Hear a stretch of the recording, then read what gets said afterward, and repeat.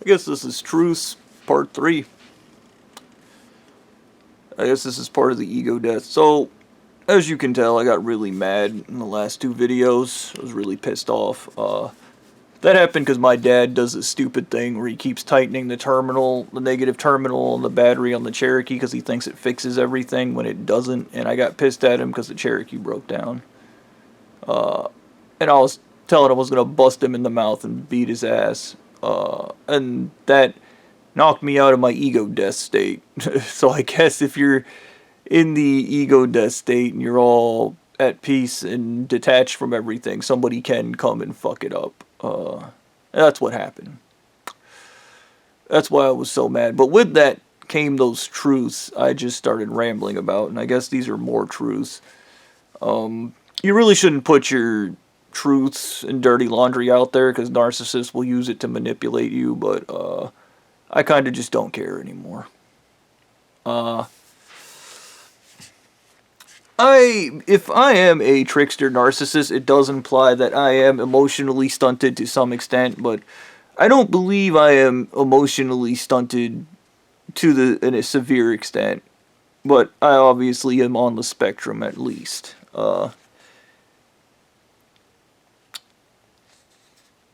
I knew I was going to fail. There are 2 ways I believe I know I'm going to fail. Broadcast straight from the unconscious mind. It's not gonna let me succeed. When I was president, there were these acid trips I did, and one of them I kept trying to protect this guy. Later, I figured out the guy was me. I put all this work into Florida, and I came up with all these things in media to try and coerce this guy into doing the right thing. And he wouldn't do it, and I was watching him out there, and he needed help. And just like when I was a kid and I needed help, and nobody ever helped me, I wanted to help this guy. This guy was me. So, I may have came up with the cinema psychology guys and some of the movies that came out to all in an attempt to reach me when I was president. This guy was special. He was marked as a turning point in American history. In history, that's what a prophet is. They're a turning point in history. They're a major figure. Think of them like that's a bad analogy. Just think of them as major people that cause stuff to happen. That's what a prophet is. They change history. That's what they do. Unlike this church that just makes up history. Because apparently that's better than living in reality. But he was important, and I kept trying to save him. And I'm not proud of it, but I got a lot of people killed when I was president, and I remember that now. It's not funny. That's really serious. But I was trying to save that guy that was in Florida. I remember telling him to invest in Florida. I remember telling him to set this up, set that up, put these people over there. I was doing all types of crazy shit, and it didn't make any sense. And I remembered the wives, not just Jasmine, but the other wives telling me, just let him die. Just let him die. And I was like, no, he needs help. He needs help. Somebody should help him. Why won't anybody help him? And they're like, oh, it's because the laws of the universe. It's not the laws of the universe. This is goddamn church. That's why nobody will help him. Well, back to the other truths. My subconscious mind knew from the beginning that this trek was doomed. I believe Anal Eating Mummy. Well, Anal Eating Mummy God said something weird. He said that I'm not even gonna. But the other side of this is I'm emotionally unavailable. I do not care about emotions. In fact, a couple days ago, I looked up the emotional wheel, which is this wheel of emotions. There's a couple of them. They create different things, and they have little formulas. They're very cute. But I don't give a shit about my emotions, and as a result, I don't care about other people's emotions. This was really funny because Blondie did this, Stu did this, Gannon did this, Fucking the president of the church did this at one point. Some Samoan guy called me and did this. I don't even. There's an entire thing where I was trying to learn how to do a haka, and I was like trying to get the Maui people signed in for like being a real religion. When I was president, I guess that never happened, but like I was high on drugs. I could have been imagining it. Who knows, man? Even weirder. There's a Maui. No, I'm not fucking. Emotionally unavailable. Yeah, that's me. Because I don't do emotion. I think it's stupid. Avoidance of emotional intimacy. My unconscious mind may have sabotaged my Mary Bowberry intimacy because it's terrified of it. And here's the truth. It fears commitment. And I do too. I am terrified of commitment. That's one of the reasons I'm terrified to go to court. But, I mean, I'm willing to do it. I'm terrified of going to prison because that's a commitment. Okay. 10, 15 years. I realize that has to happen because Blondie fucked everything up. And he doesn't do accountability. So, there's that. But, I am, in my mind, a big chunk of the fear in my mind is the commitment. Being trapped in rigid systems, if you can't tell from my demonic hatred of integrity, I do not like rigid systems. I do not like anything that has to do with control because people have tried to control me my entire life. And even the people in this church could easily leave me alone. Now, malignant narcissists cannot leave you alone. Once they are triggered, you are their centerpiece and they are going to harass you until they kill you. I had this discussion with the detective guys I talked to back in Ackworth. They were discussing that they believe that Stu will never leave me alone, and that is true. Stu will never leave me alone. Neither will Gannon, neither will Blondie, neither will Officer Fred, neither will any of these people, because they're emotionally stunted and they can't process what I did to them. This is me processing them right now, and eventually this will be another bad story I tell people, and somebody might look at me one day and go, wait a minute, you're that guy that reported them? Holy shit, like, yeah, that was me. Oh, and that's what happened? Yeah, you did that? Yeah. Well, isn't that crazy? Or they'll be that guy like, they took my daughter because of you. Like, yeah, great, wonderful. Yeah, nobody helped me. That's what happened. I helped you people. You didn't help me. Once again, if you add gratitude to your list of pseudo-integrity, because it's without your values and morals, it's not integrity, it's obedience. You guys do obedience, you don't do integrity. So don't go around lying to people about that, please.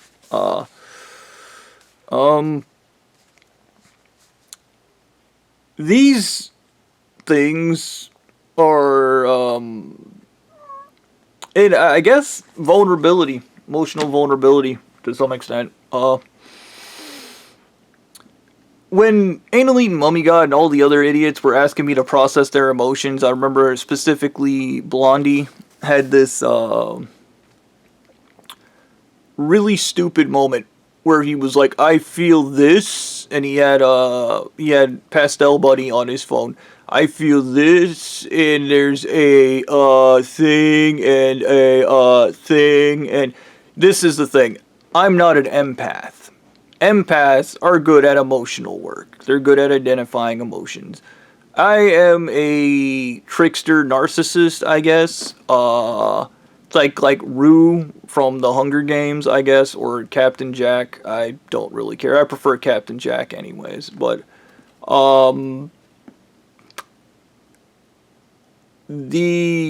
I'm like a loser version of these people, so I myself am horrible at emotions. And I remember when Blondie, I was Blondie, go find an empath, and he was like, no, you can do this, you can, cause you're not one of us, we're the superior ones, we're better, that's why I can't process my own emotions, and I'm neurotic and weird, and I make bad decisions all the time, cause I'm superior, like, great.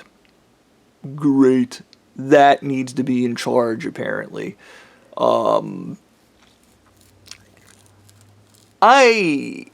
did it, and Anal Eating Mummy God called me from a butt phone in prison, and Like, I was like, that's gotta smell horrible if it was in a man's anus. Not just because I'm stupid. My metal brain made for some absolutely hilarious moments where I just said completely insensitive, stupid things. And I probably said a lot of things like that because I was stupid on heavy metals. Erasing somebody's mind's one hell of a way to fucking win something, but the entire aspect of that is the anal eating mummy god was like, I normally have some people that do this for me, but could you help me? I'm trying to process this thing. And he started describing it, and he was like, it's jagged or something, it's wavy, I feel and he was I think he was describing anger or something, and I just was like, no, I'm not the guy for that because I'm terrible at fucking emotions, brother. Here's spoilers. My form of psychology is rationalization, but I also wanted to touch on being emotionally stunted, which came from George Miller, of all people. I have a sneaking suspicion that Miller is some type of empath due to his relationship with the president of the church, because narcissists seek out empaths, because empaths, in a disgusting, weird form, kind of complete them in a twisted amalgamation. And then they go, you're a part of me. No, you need to understand where you end and other people begin. Not everything on this planet is a part of you, you disgusting fuck. This stupidity even fed into a weird comment Blondie made where he was like talking about because in his brain, because he's severely emotionally stunted, and he uses the unconscious mind doesn't know right from wrong. To the unconscious mind, these are just events. It's chaos. They're events. So he goes, this thing, what is it? And I was like, it sounds like some type of chaos drive. And then we had a back and forth, and then he was like, no, because he eventually manipulated me into saying that it was the ego and superego, but it's not, because those two things are separate. You do not get to mix those two things and say they are the same thing, okay? If you went to a gas station to get gas and you wanted a soda, and I gave you the soda and I gave you gas, you would thank me. If I took the gas and mixed it with the soda and gave it to you, you might get a little pissed. Okay? That is what that is, and that's how stupid Blondie is, because he can't tell the difference. He literally can't tell the difference. He doesn't know, because he doesn't use the proper mind. And the same thing happened with Anal Eating Mummy God and a couple other of these church leaders that were like, you need to process my shit. And I was like, no. Okay.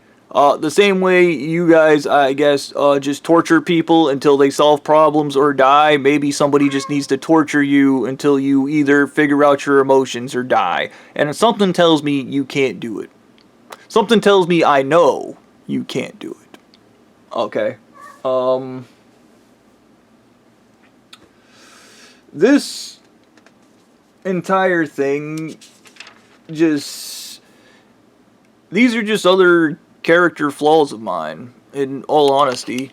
I don't really feel any shame in it. Ain't no shame in the game. Like, I had a fucked up upbringing.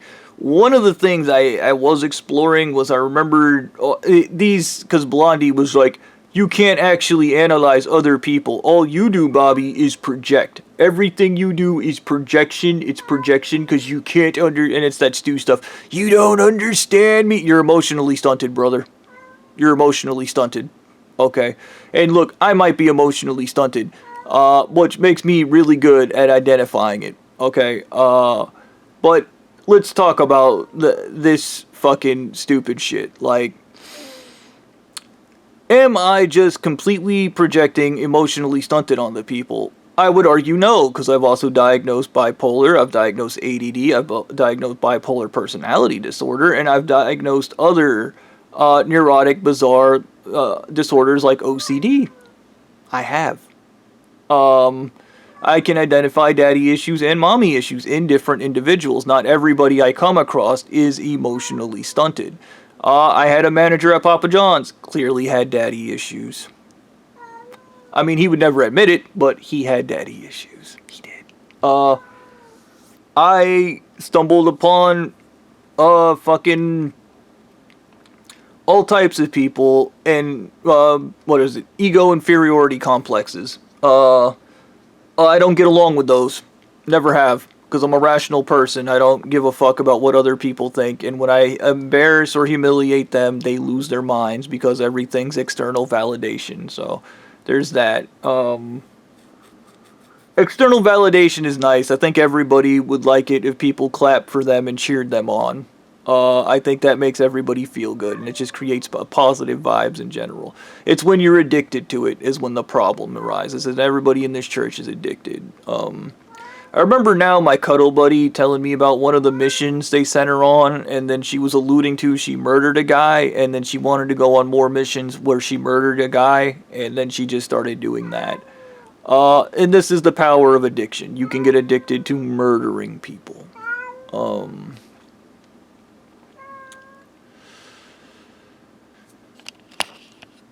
Yeah, just, I guess these are just some more truths, more shit for me to work through, but honestly, this is just, I guess, a part of shadow work, is understanding where your faults are, or why everything seems to go the way it does, and honestly, this is exactly what I told Anal Eaten Mummy God when I told him I never wanted to sign that paper.